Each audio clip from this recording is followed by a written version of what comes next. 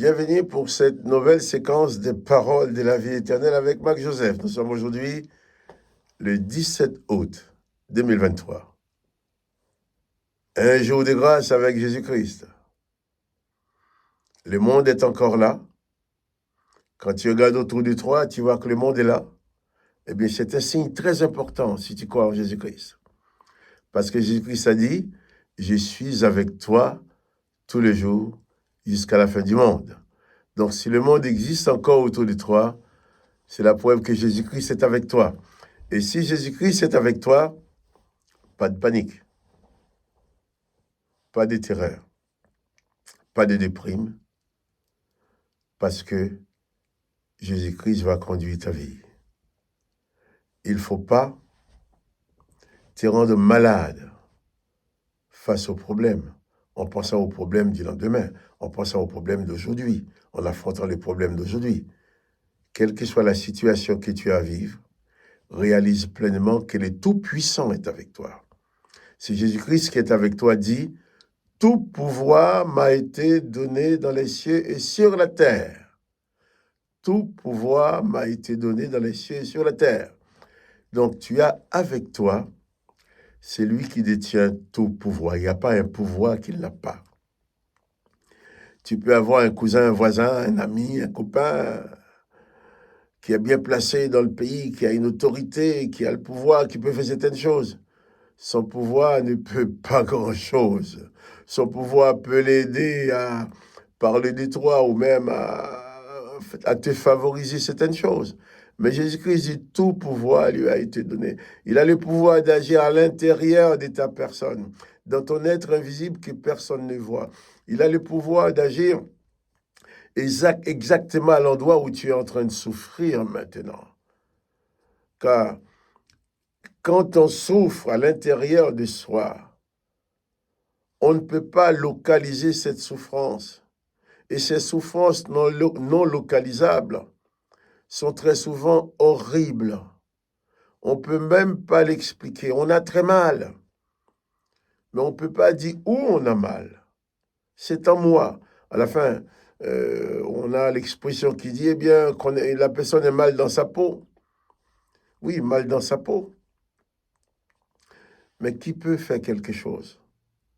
Quand on a mal à son âme, quand on a mal à son être invisible, quand les difficultés sont là pour nous écraser, quand les événements sont contre nous, quand on a l'impression que tout va à l'encontre de ce qu'on attend, quand on a l'impression que tout veut tourner à l'envers devant soi, que faut-il faire?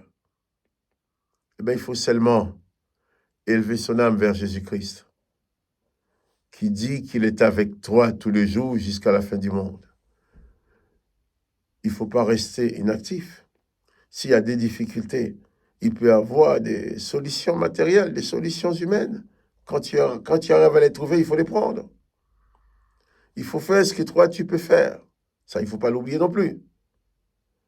Mais pour le reste, quand tu arrives au bout de tes possibilités, eh bien, il faut élever ton âme vers Jésus-Christ. Réaliser qu'il est avec toi et lui laisser prendre la main pour apporter solution à ton problème. Et en ce moment-là, tu pourras toi-même être en paix. Tu pourras être libéré de la panique, de la terreur, de la déprime, pour t'installer dans une vie de calme et de paix intérieure, sachant que le Seigneur Jésus-Christ a promis d'être avec toi tous les jours jusqu'à la fin du monde. Dit-il, je suis avec toi tous les jours jusqu'à la fin du monde. Et ça, tout le monde ne le sait pas. Aujourd'hui, tu peux aider d'autres à le savoir juste en likant ces vidéos, en cliquant avec un petit coup de pouce là pour dire que tu aimes cette vidéo. Ainsi, elle va être proposée à une plus large population. Des personnes qui ne nous connaissent pas vont se voir proposer cette vidéo et elles pourront entendre cette parole de la vie éternelle qui leur dit « Ne crains point, Jésus est avec toi ». Le Seigneur Jésus ne fait pas exception de personnes. Jésus dit, venez à moi, vous tous qui êtes fatigués et chargés. Nous pouvons aider d'autres aussi à venir à Jésus-Christ. Mais toi, pour aider les autres à venir à Jésus, il faut que toi déjà, tu sois déjà installé en lui. Que le nom de Jésus-Christ soit béni pour ses multiples bienfaits envers nous. Et que toi aussi, tu sois béni. Je vais lire avec toi un passage de l'évangile de Marc. Marc chapitre 12, verset 41. Là, je crois que Jésus était dans le temple. Jésus s'étant assis vis-à-vis du trône, regardait comment la foule y mettait de l'argent. Plusieurs riches mettaient beaucoup. Et il vit aussi une pauvre veuve. Et elle y mit deux pites. Elle y mit deux petites pièces, faisant un quart de sou. Alors Jésus, ayant appelé ses disciples, leur dit, je vous l'ai dit en vérité, cette pauvre veuve a donné plus qu'aucun de tous ceux qui ont mis dans le tronc, car tous ont mis de leur superflu, mais elle a mis de son nécessaire. Tout ce qu'elle possédait, tout ce qu'elle avait pour vivre. Voilà. Les gens apportent l'argent dans le trône du temple.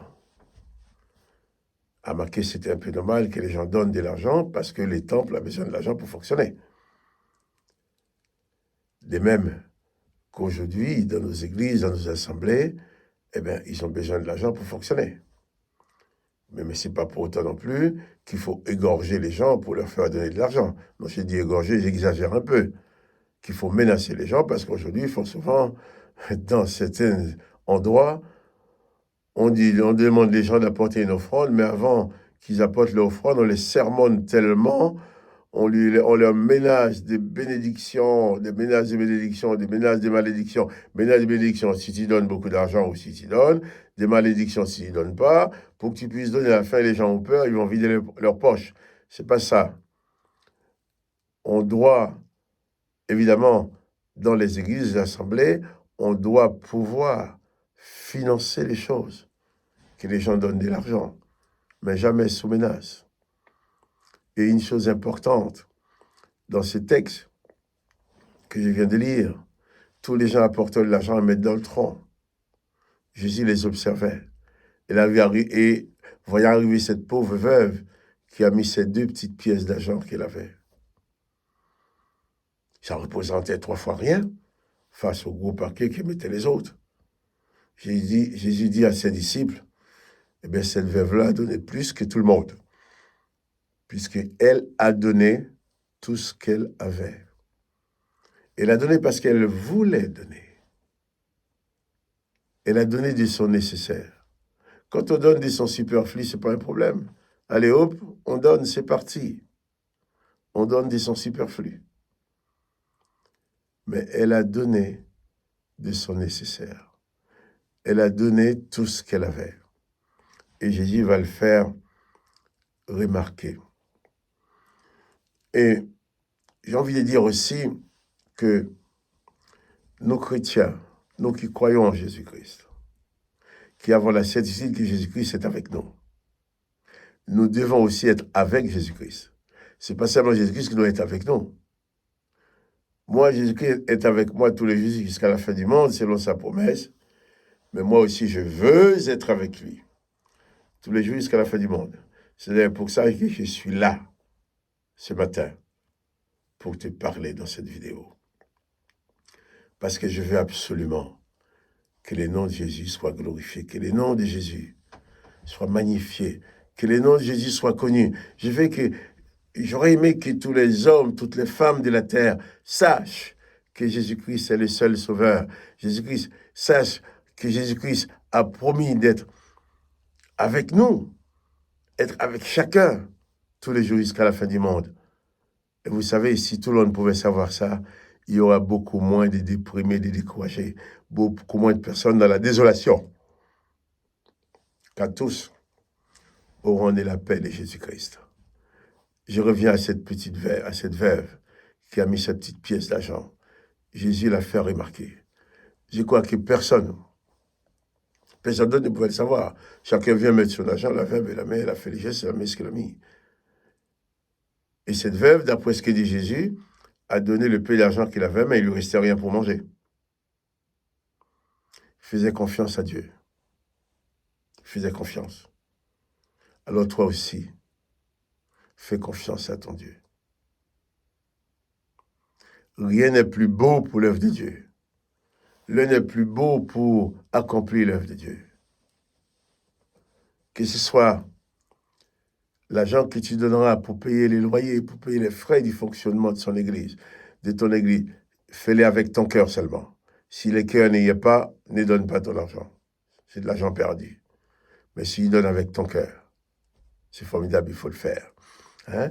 L'argent qu'on donnera pour soutenir un missionnaire qui est à l'autre bout du monde, eh bien, c'est autant des bonnes choses que nous pouvons faire avec notre argent. Mais il ne faut pas attendre d'être riche pour donner. Si tu attends d'être riche pour donner, tu risques de ne jamais donner. Donne seulement selon ton cœur. Une offrande, ce n'est pas quelque chose qui n'est pas un impôt. Une offrande, ce n'est pas quelque chose qu'on exige.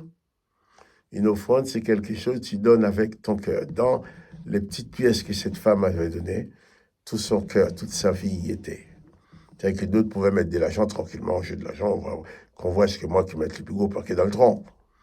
Qu'il soit le premier, jamais le dernier. Mais Jésus dit que cette veuve va donner plus que tous les autres, parce qu'elle a donné de son nécessaire. Donc donne pour l'œuvre de Dieu, mais jamais quand on t'efforce à donner. Personne n'a le droit de faire ça.